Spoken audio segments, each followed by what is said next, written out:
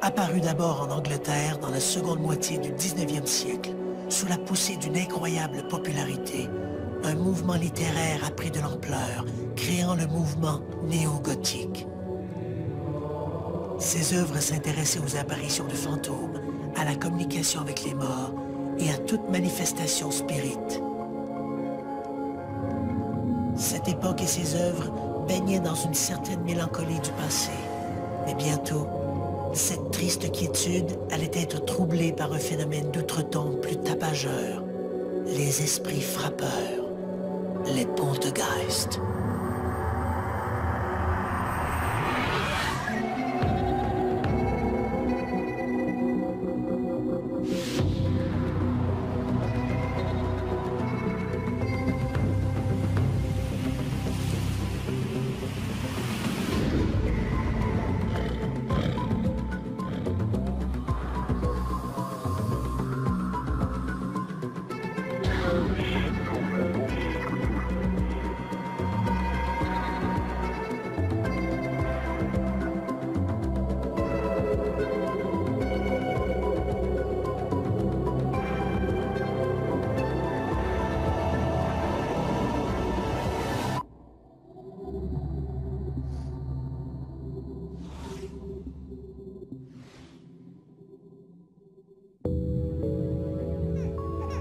Depuis quelques minutes, les pleurs du petit Denis ont tiré du sommeil son père Louis.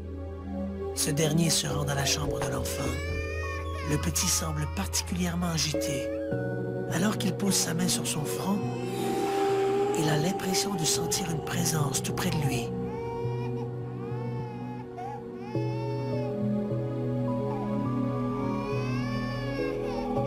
Il se retourne et distingue alors une forme humaine dans l'embrasure de la porte. La chose est blanche et diaphane. Elle semble avoir de longs cheveux et malgré cette caractéristique généralement féminine, Louis a la certitude qu'il s'agit d'un homme assez costaud, portant des vêtements amples. Louis ferme les yeux et lorsqu'il les rouvre, l'apparition a disparu. Depuis plusieurs semaines, Louis et sa femme Marie-Claude sont témoins d'une foule d'événements étranges dans leur nouvelle maison mobile. Courant d'air inexplicable, bruit de pas dans les corridors, sensations désagréables. Avec cette apparition, par contre, Louis n'a maintenant plus de doute. Leur maison est hantée.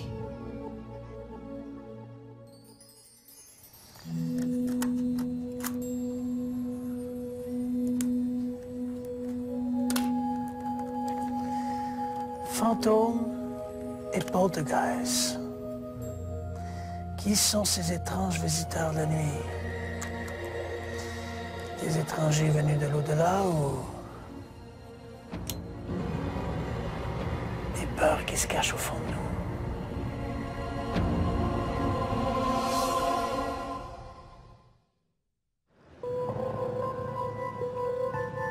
On raconte que dans la ville d'Athènes, un siècle avant notre ère, il y avait une maison que l'on disait hantée par le spectre d'un vieil homme dont les mains et les pieds étaient liés par des chaînes de fer.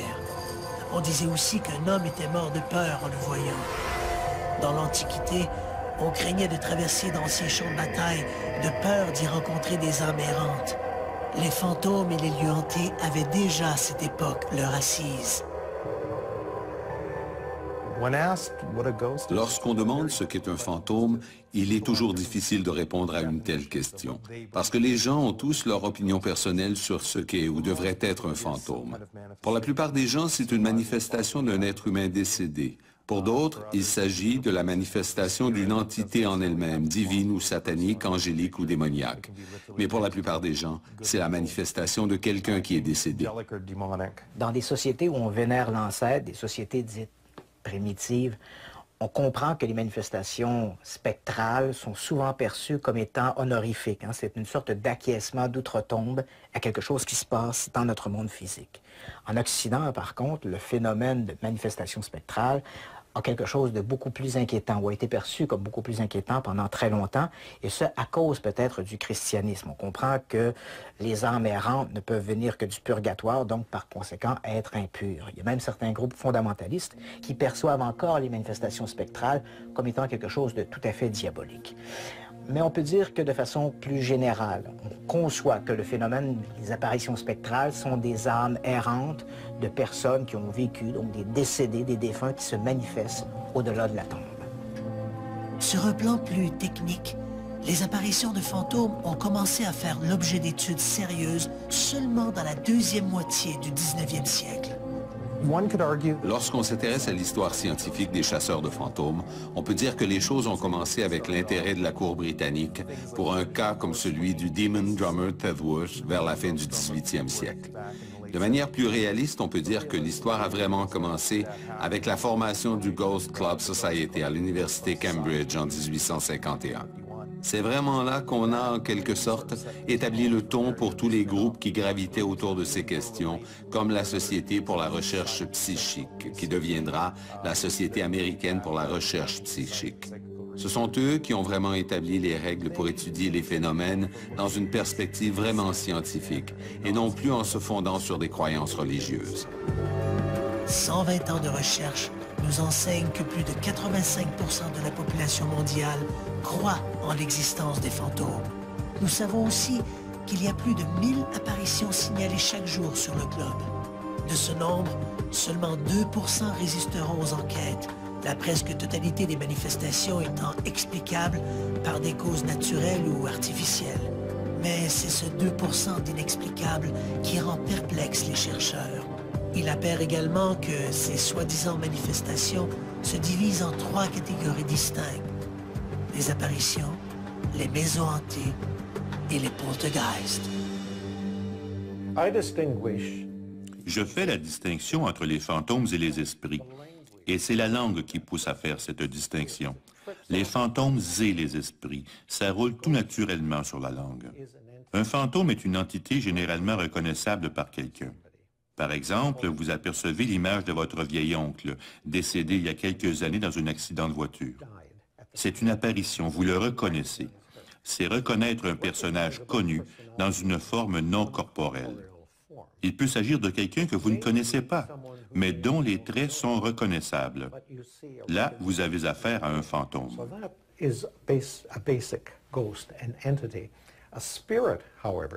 Un esprit, c'est un pouvoir, une puissance, quelque chose de nébuleux dont la silhouette est fugace comme un nuage. C'est une série d'événements de type poltergeist. Alors je sépare aisément les fantômes et les esprits. Dans le monde, les maisons ou les châteaux hantés, les musées ou les lieux publics hantés sont nombreux. Pensez à l'Écosse, par exemple, qui en a plusieurs. Dans chaque ville canadienne, un bâtiment public qui date de plus de 50 ans a une histoire de fantôme qui y est rattachée. Et pourquoi raconte-t-on des histoires de fantômes sur la cave ou sur telle ou telle chambre? C'est parce que quelqu'un a rapporté un événement quelconque et qu'une histoire s'est construite autour de cet événement. Un journaliste en parle à une quelconque médium ou à une sensitive qui, à son tour, se met à raconter des histoires. Je n'ai pas vu la femme avec le chapeau rouge, mais j'ai aperçu la femme en gris, avec comme résultat que l'histoire fait boule de neige. Contrairement aux apparitions et aux maisons hantées, les poltergeists, eux, se caractérisent justement par l'absence d'apparition. Mais au-delà de cette caractéristique, la frontière n'est pas toujours très nette. La différence entre le poltergeist et la hantise est quelque chose qui est pas très net. On va plutôt parler de hantise lorsqu'on a des phénomènes qui sont associés à un lieu et à un historique lié à ce lieu, alors que le poltergeist va plutôt être associé peut-être à une personne dans un lieu. C'est-à-dire que si on retire cette personne, souvent on a observé que ça pouvait être des adolescents en situation conflictuelle ou préadolescents. Dans ce cas-là, les phénomènes cessent, aussi bien pour la personne que liés au lieu. Donc c'est vraiment une circonstance et peut-être certaines conditions psychologiques qui peuvent produire un phénomène qui, lui, reste encore tout à fait inexpliqué. Alors que dans le cas de hantise, là aussi, on a des phénomènes qui semblent similaires, coups frappés, déplacement d'objets des fois, ou dans le cas de hantise, on va même parler d'apparition de formes, mais ça semble être beaucoup plus lié à un lieu et souvent à quelqu'un qui a disparu dans ce lieu ou qui est enterré dans le lieu mais manque de sépulture ou quelque chose de ce genre-là. Au-delà de cette savante nomenclature, les chercheurs restent divisés sur l'origine de ces manifestations. Doit-on réellement y voir une transcendance avec l'au-delà? La question reste entière. Dans le film Poltergeist, le médium explique que les hantises sont le fruit des êtres désincarnés coincés entre deux mondes.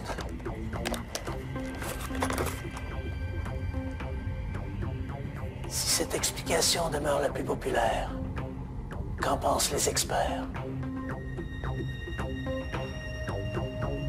Les premières recherches scientifiques sur les phénomènes de hantise remontent à la fin du 19e siècle. À cette époque, c'est surtout les médiums et leurs tables tournantes qui ont la cote. Et c'est à travers eux que les premières investigations se font. Bientôt, des groupes et des sociétés dédiées à l'étude de ces phénomènes se forment. Leurs méthodes et leurs équipements se raffinent.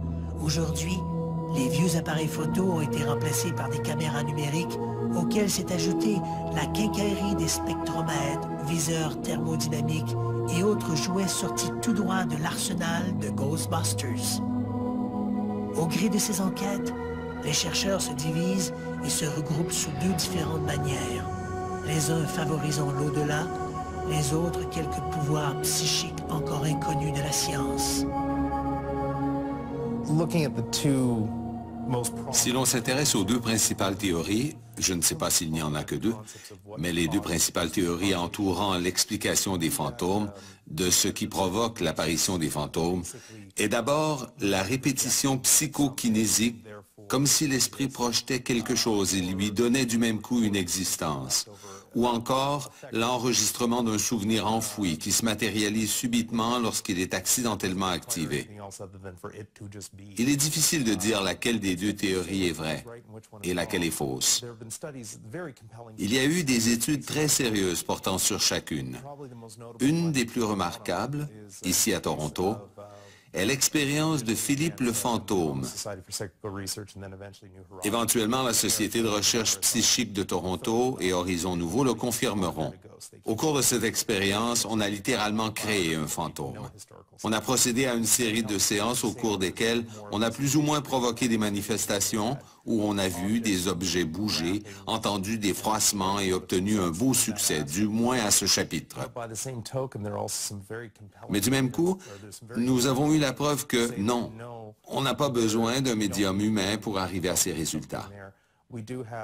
Nous avions des caméras vidéo et des enregistreuses que nous avons laissées sur place, sans présence humaine aucune, et qui ont fait la preuve que quelque chose se passait. Une question que j'aime bien poser est la suivante. Si un fantôme hante la forêt mais que personne ne le voit, est-ce qu'il la hante? C'est une question que nous travaillons activement à résoudre.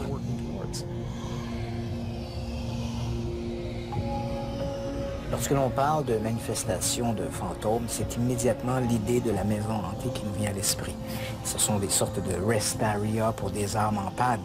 Si c'est vrai que c'est un sujet à peu près inépuisable pour le cinéma, il est quand même important de se demander qu'en est-il dans la réalité. Une maison hantée est un endroit où un fantôme aime habiter. Point final. Et dans la plupart des cas, si vous avez affaire à une maison hantée, eux aiment y habiter. Mais ils n'aiment pas du tout que vous y habitiez. Et ils le font savoir très clairement. Il y a plusieurs gens très bien qui se sont fait pousser dans l'escalier parce que du point de vue du fantôme, ces gens n'étaient pas propriétaires de cette maison. Elle appartenait toujours au fantôme.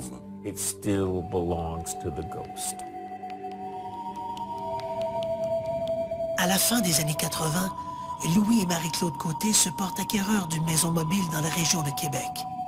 La construction est relativement récente et les nombreux aménagements réalisés par l'ancien propriétaire plaisent au jeune couple.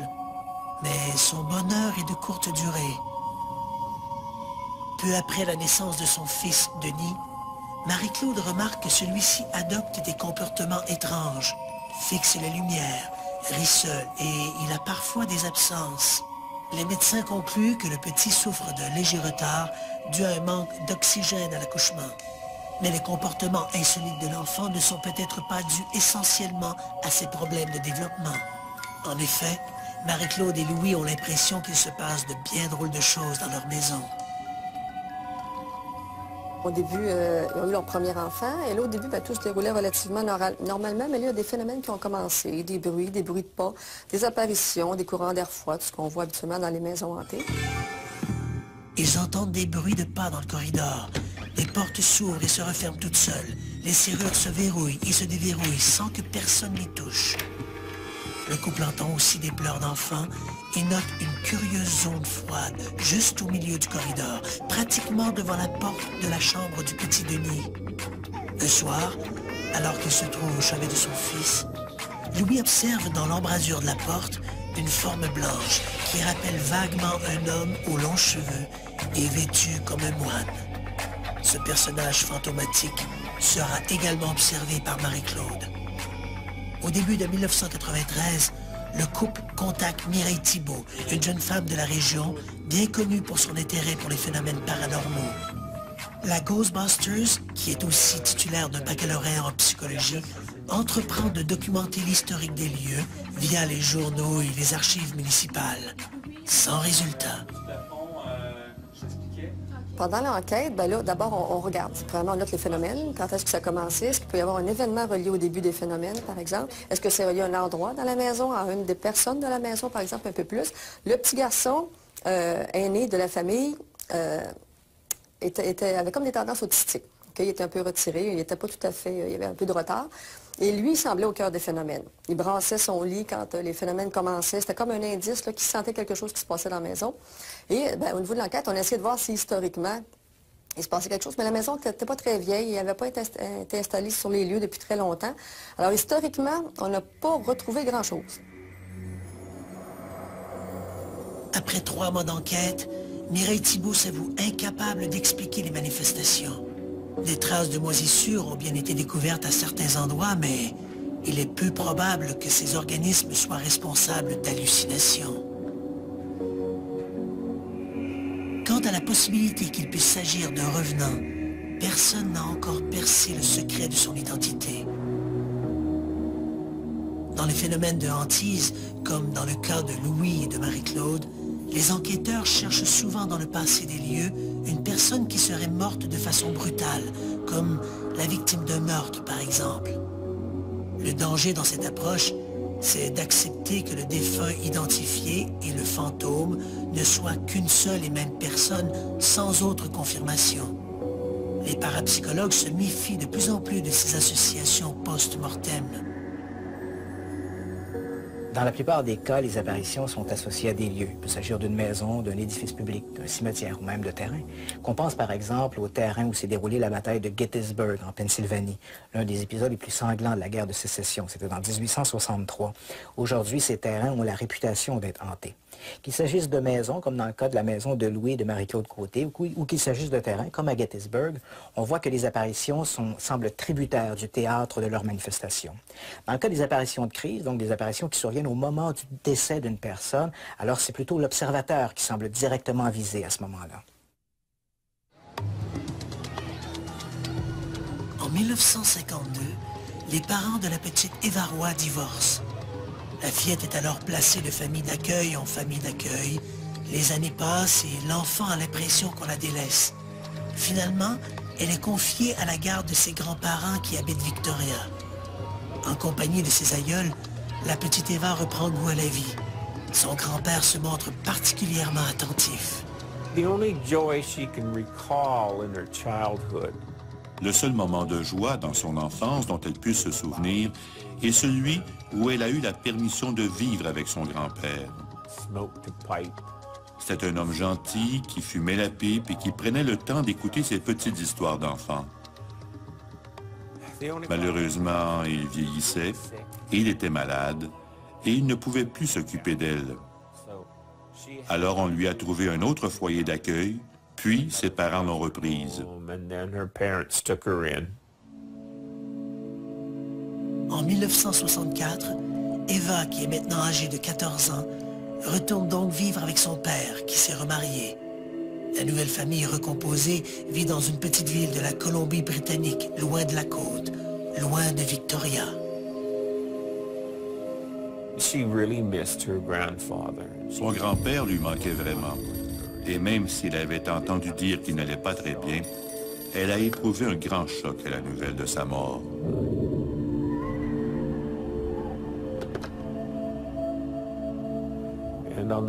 Le soir de sa mort, il est venu la voir et lui a expliqué que, oui, il était parti, mais qu'il ne la laisserait jamais tomber.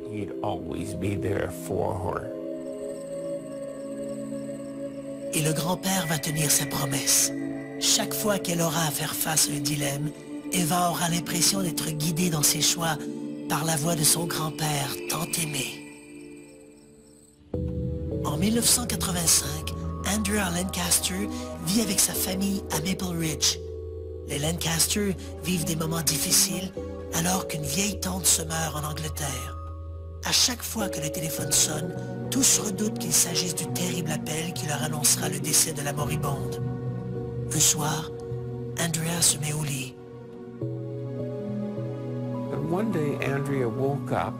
Un beau jour, Andrea s'éveille et aperçoit sa tante dans l'embrasure de la porte entr'ouverte du caveau familial. Une moitié de son corps à l'intérieur, l'autre moitié à l'extérieur du caveau.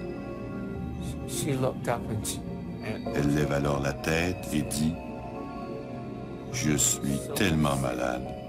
Je n'ai qu'un seul désir, c'est de mourir. Mais j'ai peur de vous laisser, ton père et toi. »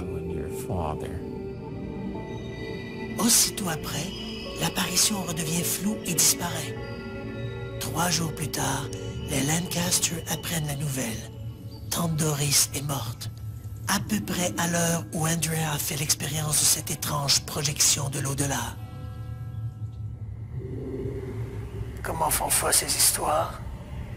Les apparitions de fantômes peuvent survenir de manière très différente en fonction des lieux et des témoins. C'est probablement ce qui rend compliqué l'élaboration d'une théorie unique.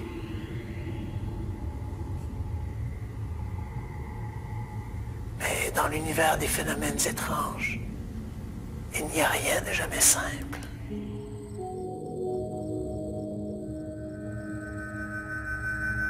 Lorsque l'on enquête sur les phénomènes de hantise et d'apparition, toutes les avenues doivent être explorées. Il faut se rappeler que, dans ce genre d'enquête, l'hypothèse surnaturelle ne doit être retenue qu'une fois toutes les autres hypothèses épuisées. La première attitude à adopter, c'est le doute systématique. Donc, remettre en question les témoignages sans tomber nécessairement dans ce nihilisme qui consiste à tout nier en bloc. Il faut apprendre à séparer ce qui est objectivable, donc ce qui est mesurable par des appareils de mesure, des appareils photo, des caméras, etc., et la perception du témoin, par exemple, un sentiment d'inconfort dans un lieu. Une fois qu'on a fait ce tri, il faut apprendre à faire du cas par cas, en se rappelant toujours que l'objectivité à 100% est à peu près impossible.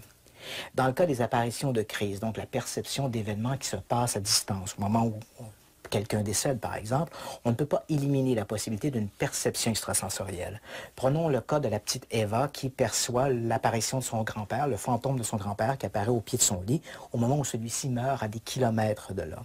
Si l'on accepte la réalité de la perception extrasensorielle, il n'est pas impossible de penser que la petite Eva a perçu à distance, par quelques mécanismes parapsychologiques, la mort de son aïeul qui survenait à des kilomètres de là. Dans ce cas-là, donc dans le cas des apparitions de crise, le fantôme ou l'esprit du défunt n'aurait rien à voir avec la manifestation. On parlerait plutôt d'une perception extrasensorielle. C'est cette même perception extrasensorielle qui pourrait intervenir dans certains lieux hantés. Parce que cette fois-là, on raconte, certaines hypothèses avancent que des lieux pourraient enregistrer des émotions très, très fortes. Alors à ce moment-là, l'observateur ne serait qu'une sorte de bobine qui servirait à décoder l'information enregistrée dans la pierre. Personnellement, j'aime beaucoup cette hypothèse-là parce que je me suis aperçue, bon, il y a la maison Trépanier dans laquelle j'ai enquêté pendant 50 ans. On a trouvé l'histoire de cette maison-là, il y a eu énormément de phénomènes, c'était un plaisir fou d'étudier cette maison-là.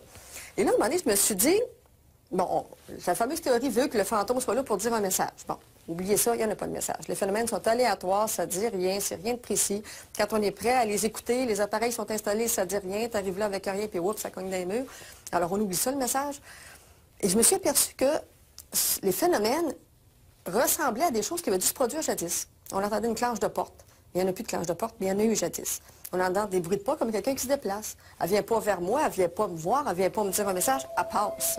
Okay? Même les apparitions, ça se déplace. Tu vois une ombre noire qui descend l'escalier, bon, oui, puis il n'y a pas de message. Il y a quelqu'un, et ça sent, et on a vu on a reconnu des gens du passé, dans ce cas-là en particulier. La dame témoin m'a décrit un personnage courbé avec un chapeau et tout ça. Et dans l'enquête historique, je me suis aperçu que oui, c'était un ancien résident. En tout cas, ça ressemblait pile pour pile à un ancien résident. Mais il ne veut pas dire de message. Il n'est pas mort dans le drame. Il n'y a rien qui correspond à la thèse habituelle, sauf que tout ressemble, effectivement, c'est comme si on attendait ce qui pouvait se passer jadis, ou même voir ce qui se passait jadis, sans qu'il y ait une volonté fantomatique derrière le tout. Depuis quelques années, nous savons aussi que des causes environnementales peuvent être à l'origine de certaines visions. Grâce aux travaux du Dr Michael Persinger, un scientifique attaché à l'Université Laurentienne en Ontario, on sait maintenant que l'intensité des champs magnétiques peut affecter notre perception cognitive. En laboratoire, Persinger et ses collègues ont été en mesure d'amener certains sujets à vivre des expériences anormales, et ce, uniquement en stimulant leur cerveau par des champs magnétiques irréguliers. Ce que nous avons découvert, c'est que si entre 2h et 4h du matin, il y a une stimulation magnétique appropriée, qu'elle provienne d'une activité géomagnétique ou d'une tension tectonique qui stimule en particulier l'hémisphère droit du cerveau, les sujets vivent l'impression d'une présence. Ils se réveillent et ont le sentiment qu'il y a quelqu'un à proximité. Ils peuvent éprouver des stimulations corporelles. Les hommes ont tendance à éprouver des stimulations anales, les femmes des stimulations utérines. La raison étant que la zone cérébrale stimulée est en lien direct avec les organes internes, l'anus et l'utérus. Vous avez l'impression de flotter. Vous pouvez même avoir l'impression qu'une présence vous touche, généralement du côté gauche. C'est une sensation très puissante, souvent plus forte qu'une expérience de somnambulisme. C'est le cerveau qui provoque ces sensations. Alors la question critique est de savoir qu'est-ce qui stimule le cerveau pour provoquer ces sensations. Persinger croit que des anomalies géologiques, comme des sources souterraines ou des tensions tectoniques, peuvent générer des anomalies magnétiques à l'origine de ces hallucinations. On nous pose parfois la question, les modèles que vous appliquez à vos cobayes, existent-ils dans la nature? Et la réponse est oui, parce que c'est là que nous les prenons. Nous nous sommes rendus sur le terrain à des endroits où différents sujets avaient éprouvé des expériences, des cas de hantise ou d'enlèvement par des extraterrestres, par exemple. Mon assistant et moi-même avons enregistré ces perturbations sur de l'équipement très sophistiqué. Nous l'avons numérisé et nous l'avons appliqué sur nos cobayes qui ont éprouvé les mêmes sensations que les sujets originaux. De façon naturelle, donc, notre environnement serait clairsemé de ces anomalies magnétiques qui pourraient entraîner dans un monde imaginaire quiconque les franchirait. Persinger croit que ces hallucinations par stimulation magnétique peuvent expliquer un grand nombre de phénomènes étranges, des apparitions d'ovnis ou soi-disant maisons hantées. Une chose que nous savons, c'est que les tensions tectoniques, celles qui font vibrer un bâtiment avant de le faire tomber, sont distribuées le long des failles tectoniques, circulent le long du lit des rivières ou des ruisseaux, au sommet des collines, générant une variété de phénomènes. Les boules de feu en sont un exemple, une altération du son également que les rats ou les chiens peuvent souvent entendre. Parfois, ce sont des odeurs bizarres. Parfois, c'est un phénomène pelletier qui se traduit par une baisse soudaine de température ou par un accroissement subit qui provoque des incendies spontanés. Si quelqu'un a la malchance de traverser ces champs, son cerveau sera directement stimulé et très souvent, il se sentira pourchassé. Notre recherche a démontré que chaque fois qu'on est en présence de phénomènes lumineux, on assiste également à un accroissement des phénomènes parapsychologiques, phénomènes de poltergeist et bizarreries diverses. Même dans la vie quotidienne, les phénomènes étranges se font plus fréquents. Les ampoules grillent plus vite, la voiture ne démarre pas, les alternateurs brûlent. On enregistre davantage d'anomalies dans les comportements humains, comme des tendances suicidaires, et toutes ces manifestations apparaissent par grappes. Cette théorie des champs magnétiques, appliquée aux recherches sur les fantômes, n'explique pas tout, loin de là. Les théories de Persinger restent très controversées pour plusieurs raisons. Le problème, c'est qu'on ramène tout à une seule cause simpliste. La panoplie des fantômes est une des plus larges, des plus complexes et des plus intrigantes tapisseries qu'il m'ait été donné d'observer. Et on voit toujours un petit scientifique ici ou là qui vient expliquer que c'est comme ci ou que c'est comme ça. Et pourtant, la trame tient toujours. Persinger a peut-être partiellement raison, mais c'est uniquement une petite pièce du casse-tête.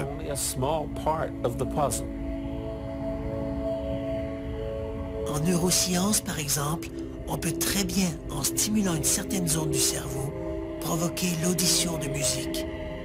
Cela ne signifie pas que toutes les musiques proviennent d'une stimulation électrique du cerveau et que les orchestres n'existent pas. L'hypothèse de Persinger n'explique pas non plus comment plusieurs personnes peuvent voir le même fantôme, par exemple.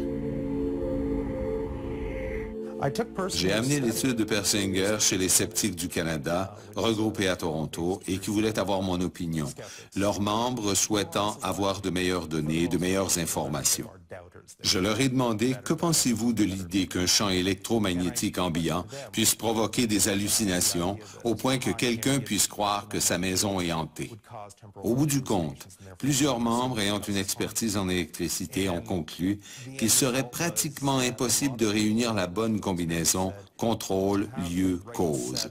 Effectivement, il y avait là des gens qui étaient sceptiques à propos des travaux de Persinger, ce que je trouve plutôt original.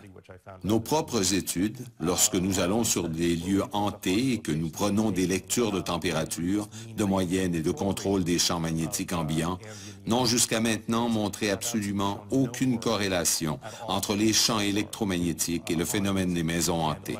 L'un n'a rien à voir avec l'autre. Les recherches sur les phénomènes de hantise n'ont pas encore donné de réponse définitive à ces manifestations.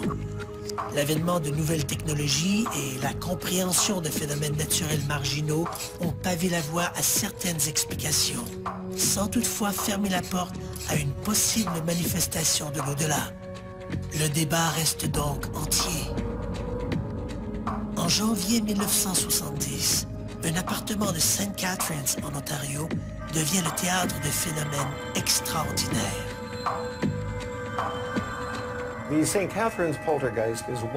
Le poltergeist de St. Catherine est un cas que je n'ai pas étudié personnellement, mais c'est un cas très célèbre chez les gens qui s'intéressent au commerce de la parapsychologie. À St. Catherine, une maison sur Church Street est devenue la scène de turbulences domestiques, et les policiers tardaient à intervenir jusqu'à ce qu'ils apprennent qu'un jeune garçon était impliqué.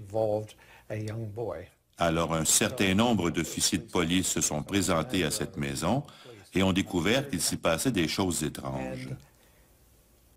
Les portes s'ouvraient et se fermaient toutes seules. L'entrée électrique était correcte, mais quand le jeune garçon était dans une pièce, les ampoules s'éteignaient et se rallumaient toutes seules. On entendait des bruits, mais quand les officiers de police ont fait leur enquête, ils n'ont rien découvert. Pendant plusieurs semaines, John et Barbara Page, ainsi que leur fils de 11 ans, Peter, réussissent à garder ces événements loin des médias, mais le 12 février 1970, un journal local, The Standard, fait sa une de ces événements. La manchette déclenche un véritable cirque médiatique. Tous veulent en savoir davantage sur ces phénomènes inexplicables. Pour les Page, la situation est insupportable. Ils quittent St. Catharines pour aller loger à Montréal. Durant leur séjour, ils n'observent aucun phénomène particulier, ni en présence de Peter, ni en son absence. Et lorsqu'ils reviennent dans leur appartement de Church Street, tout semble être définitivement rentré dans l'ordre. Ces étranges manifestations semblent bel et bien terminées. Les Page ne rapporteront aucun autre incident insolite. Le mot poltergeist d'origine allemande signifie « esprit tapageur ». Pourtant, selon les spécialistes, ces manifestations sont celles où l'intervention d'une entité extérieure demeure la plus incertaine.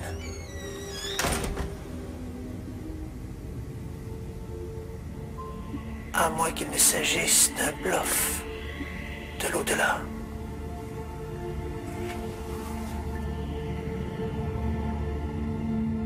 Des manifestations comme celle observée dans l'affaire de St. Catharines appartiennent au groupe des poltergeists.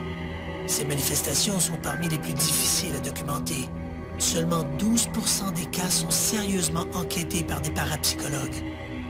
La raison de ce faible suivi réside principalement dans le fait que ces manifestations sont spontanées et ne durent jamais très longtemps. Il faut également tenir compte que, dans de nombreux cas, l'agent du poltergeist, la personne placée au centre de ces manifestations, se croit souvent elle-même possédée, d'où sa réticence à parler ouvertement de son vécu. Aujourd'hui, la plupart des experts parlent du phénomène du poltergeist comme étant une forme de manifestation sauvage de l'esprit sur la matière, un phénomène psychokinétique. C'est en fait notre relation émotive versus le monde extérieur. Généralement, on retrouve au centre de ces manifestations une personne qu'on va appeler l'agent du poltergeist. Il s'agit généralement d'une personne d'intelligence moyenne, d'âge pubère ou prépubère. Ces personnes souffrent souvent de problèmes émotifs, d'où l'aspect violent de la manifestation, barils d'objets, coups frappés dans les murs. Généralement, ce type de manifestations sont circonscrites au domicile de l'agent du poltergeist. Mais si l'agent en question déménage, il est possible que la manifestation également le suive dans son nouveau domicile. Les recherches en parapsychologie montrent que les poltergeists se produisent dans des familles souvent dysfonctionnelles et où les comportements agressifs sont sublimés. Ces refoulements se logent dans l'inconscient d'un des membres de la famille jusqu'à ce qu'il explose sous la forme d'un poltergeist. Si ce modèle reçoit l'assentiment d'à peu près toute la communauté parapsychologique, les chercheurs reconnaissent néanmoins n'avoir aucune preuve que l'esprit sur la matière puisse provoquer des phénomènes à une aussi grande échelle. Au début des années 70, un groupe de chercheurs en parapsychologie de Toronto a réalisé une expérience qui s'est révélée des plus significatives. L'expérience dite de Philippe est encore imitée partout dans le monde. Elle consiste à rassembler autour d'une table un groupe de gens tout à fait ordinaires et de créer un personnage fictif qu'on appellera toujours Philippe. On fait des dessins de Philippe. On joue de la musique qu'il aurait probablement aimée. On chante des chansons qu'il aurait entendues et finalement, au bout d'un long moment, on lui pose des questions du genre « Qui a été votre dernière maîtresse ?» Ce genre de choses. Toutes ces questions doivent être posées de manière à ce que la réponse soit oui ou non, de sorte qu'il peut y avoir des tables tournantes. Tout le monde se concentre très sérieusement sur les questions et sur Philippe, durant plusieurs mois, jusqu'à ce que la table se mette à bouger pour répondre oui ou non. Finalement, leur propre énergie cinétique permet à la table de bouger et de fait, de bouger très violemment.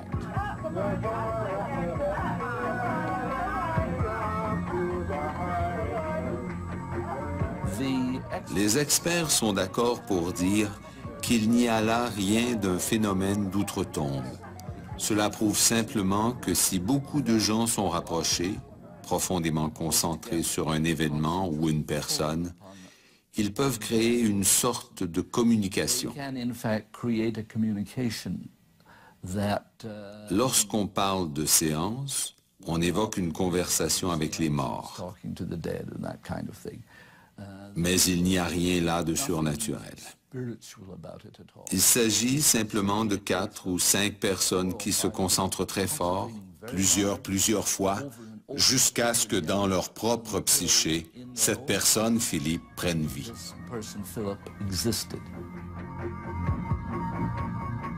Avec quelques variantes, les experts croient que la mécanique derrière les phénomènes de l'expérience de Philippe est la même qui est responsable des manifestations de type poltergeist. Quant à savoir comment fonctionne exactement cette mécanique, personne ne le sait vraiment.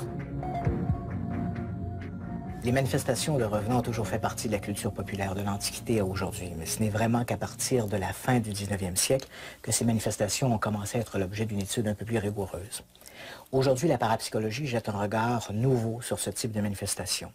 Sans fermer la porte à une transcendance avec l'au-delà, les parapsychologues croient que ces phénomènes seraient davantage liés à une science inconnue ou à une forme de perception extrasensorielle des phénomènes psy, l'esprit sur la matière, l'action de l'esprit sur la matière.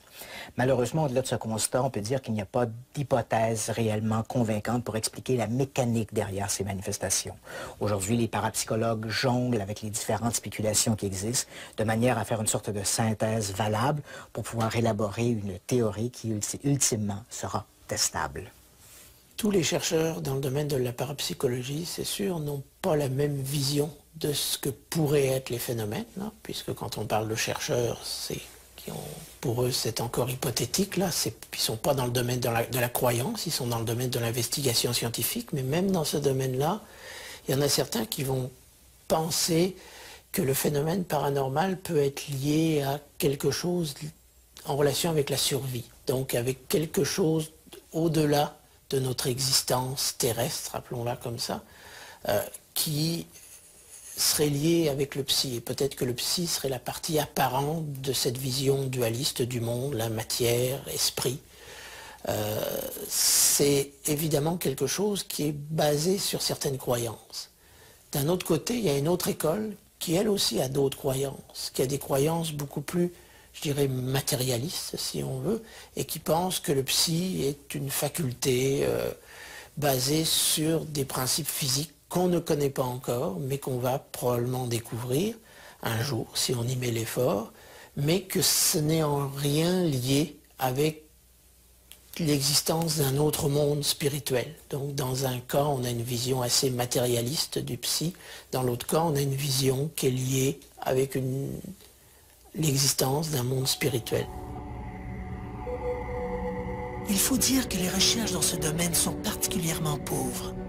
Dans la plupart des cas, il s'agit d'enquêtes menées par des bénévoles qui, bien souvent, n'ont pas la formation académique pour étoffer une recherche digne de ce nom. Leur motivation première est leur passion, un engouement qui altère trop souvent leur objectivité. Mais quel que soit le phénomène observé, l'explication spirite doit toujours être abordée avec prudence. L'ici-bas a encore tant à révéler. Pour prouver que les fantômes existent vraiment, nous aurions simplement besoin d'un peu plus d'aide. Peut-être davantage de subventions, peut-être un peu plus de crédibilité, dans le sens où les chercheurs devraient se concentrer davantage sur ce type de recherche, de manière à ce que finalement, le sujet soit pris au sérieux par les médias et par le public en général.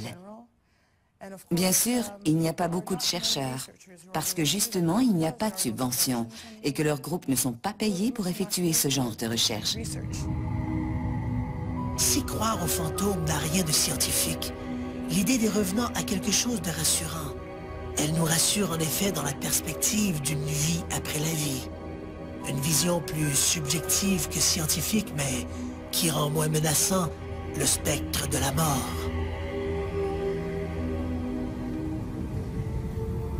Les fantômes existent, du moins par leur manifestation. Mais sont-ils des êtres désincarnés, survivant d'un univers à mi-chemin entre la lumière et les ténèbres? La science n'a pas encore de réponse définitive.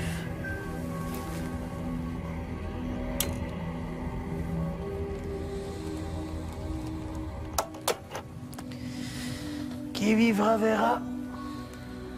Mais au rythme où les recherches en parapsychologie évoluent, souhaitons que l'au-delà existe.